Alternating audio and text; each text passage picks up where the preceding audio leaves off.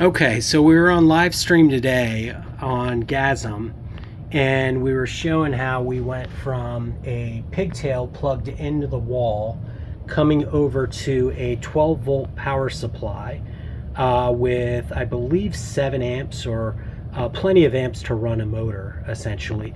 And then from there, dovetailed out to a speed controller here where we could control the speed using a rheostat here. And then from there we go over to a e-stop button, as well as a keyed on-off switch, so that we can control the motor that is going to be turning our tumbler, which when we turn our keyed tumbler on, you can look and see that it's not running now, and as we pump up the speed controller, it starts rotating around, and it has a lot of rotational force. So if we were to hit the e-stop, our motor stops almost immediately, and then we have the keying to keep it off if we need to prevent people from playing and messing around with it.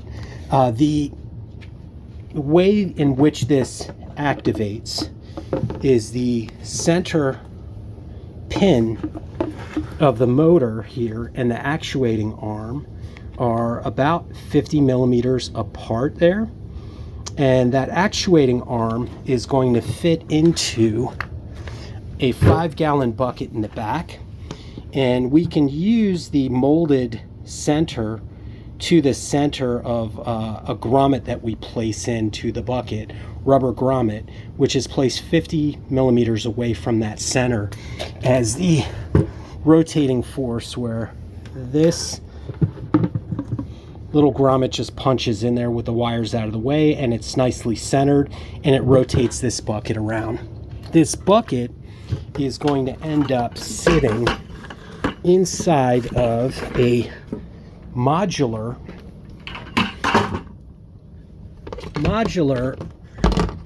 tote from Home Depot, Walmart, any of your places here, and it rides on 4 casters there.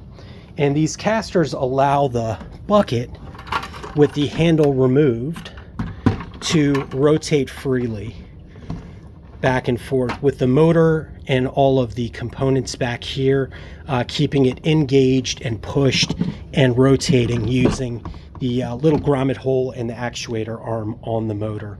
And so when this is complete, the entire system will fit inside of these totes, and these totes would slot into a wall system with a surge strip on the back like such, and so it would act almost like server blades being placed into a wall system where they can be stacked 3 or 4 high and 3 or 4 wide, and these are commonly available parts from auto parts stores and Home Depot, Lowe's, any of your home improvement shops, or Walmart for the tote system and the racks to place them into garages. So it's a modular way to create a system of polishers, rough polishing and fine polishing systems, where you can have multiple batches running at the same time, cleaning and polishing frames and roughing the surface of it. So yeah, that's what I got in this machine creation series that I'm hoping to create here and show the process of going from kind of zero cost, or as close to zero cost as possible. Some of these items, the motors, you should be able to get from even an auto parts store for relatively cheap, or if you want it even cheaper, you can go to a junkyard and pick them up off of cars, scavenge them yourself. Wiring is relatively inexpensive.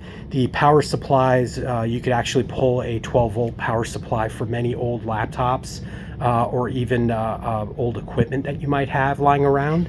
and be able to pigtail off of them and create the power supply for it. The switches, I picked up something a little bit nice, keyed with a e-stop on it. You could pick those up off of Amazon for $10 to $15. However, you should also be able to hit a auto parts store and pick up just a simple toggle switch that would act the same. The motor controller or the speed controller, that's something that is a little bit unique. You could pick that up off of Amazon for $10 to $15, or you could just go ahead and skip it. Windshield wiper motors at their fast setting. They would rotate roughly about 60 rotations per minute. The ideal speed we want to turn our tumbler at is about 30 to 40 rotations per minute. And so it's a little bit high.